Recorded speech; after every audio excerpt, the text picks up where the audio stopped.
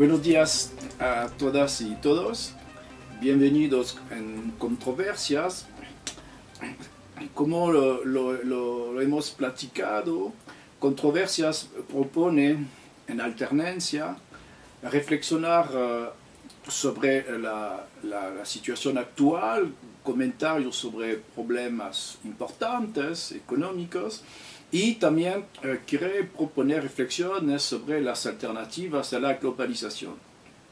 Entonces yo había indicado que necesitamos, para pensar las alternativas, tener algunos paradigmas, es decir, conceptos y organizaciones de conceptos suficientemente generales y amplias para dar una base a partir de la cual después se puede desarrollar una otra concepción más detallada. La primera preocupación entonces es el tema del paradigma político-económico, porque para nosotros es importante para el tiempo que viene parar este poder económico y promover un poder político por, evidentemente, una gran diferencia es que el poder político permite proponer una organización, propone un orden para organizar una colectividad determinada, cuando la actividad económica funciona con cualquier orden. Desde la origen casi del tiempo, las mafias han funcionado con cualquier orden. Lo esencial, evidentemente, es que ellas puedan hacer sus negocios. Entonces, únicamente el pensamiento político permite organizar un orden para una colectividad. Es la razón por la cual es más importante que dejar la economía que se transforma, sino en organización mafiosa. En segundo lugar, un poder político da un sentido a la vida, da razones de vivir cuando la actividad económica únicamente se preocupa por entregar modos de vida, modas, y evidentemente todo eso no da ningún ideal. Y por fin, es únicamente el poder político y el pensamiento político que puede definir las luchas, definir las reglas dentro de las cuales los grupos humanos pueden entrar en competencia. Se puede saber cuál es el enemigo de un grupo. La economía, ella evidentemente funciona únicamente con el principio de la esclavitud. Hay los que tienen capital y otros que obedecen. Entonces, un paradigma político-económico debe tener más importancia para dar orden, dar sentido y fijar las reglas de las luchas.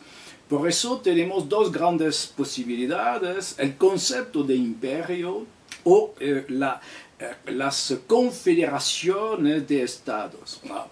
El día de hoy me parece más importante, en primer lugar, indicar cuál es la preocupación del imperio, porque el imperio existió en varias partes del mundo, en China, en Europa, también en América hispánica. Entonces el concepto de imperio no ha desaparecido y puede rescatar ideas fundamentales de organización. En primer lugar, porque se necesita a la fecha organizar grandes espacios, y únicamente un imperio está adaptado a una gran superficie, a una gran cantidad de pueblos. Entonces es el tema de los grandes espacios, y el imperio es la tradición de la descentralización. En términos de organización, el error frecuentemente en América hispánica fue desarrollar pequeños estados bajo la influencia a la época de los ingleses, que han organizado una centralización para a la fecha promover un imperio que reúne varios grupos, varias naciones. Sería importante hacer perder un poco de importancia a las estructuras centralizadas y favorecer las coordinaciones, los enlaces entre regiones. Entonces, eso es la primera preocupación, pensar las relaciones entre regiones que tenían o que tienen a la fecha una cierta coherencia por razones de recursos, razones de etnia, de población, por ejemplo.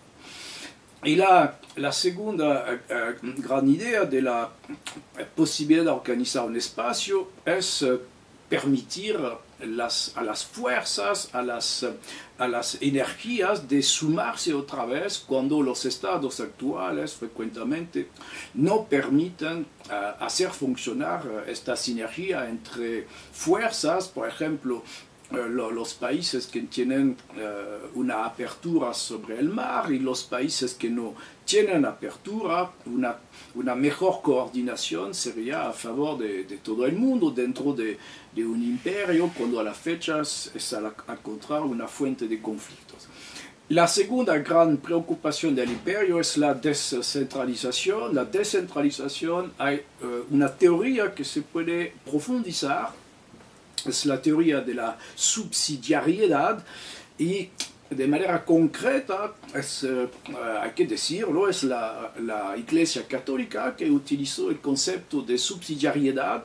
Los problemas se arreglan a nivel de la gente. Y únicamente se transmite al nivel superior los problemas que la gente no puede resolver a su nivel. De esta manera no se carga la dirección de un montón de detalles, la escala superior se encarga únicamente de los problemas que no han podido resolverse a nivel más bajo. Eso es la base que a la fecha se estudia de manera teórica.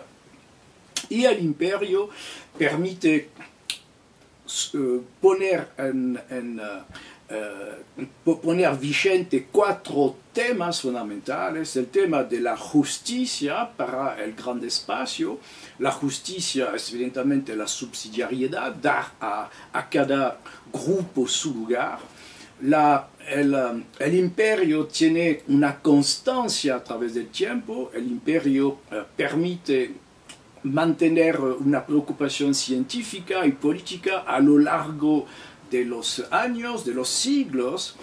Un imperio puede también cargar la función de derecho social, de la misericordia, como se decía antes, el derecho social que protege a las personas, y también un imperio puede, en el mundo del conocimiento y del arte, hacer prosperar la verdad. Entonces, a través del concepto de imperio, son 4 elementos fundamentales que valen la pena investigar para el tiempo que viene: la justicia, la constancia, la misericordia y la verdad.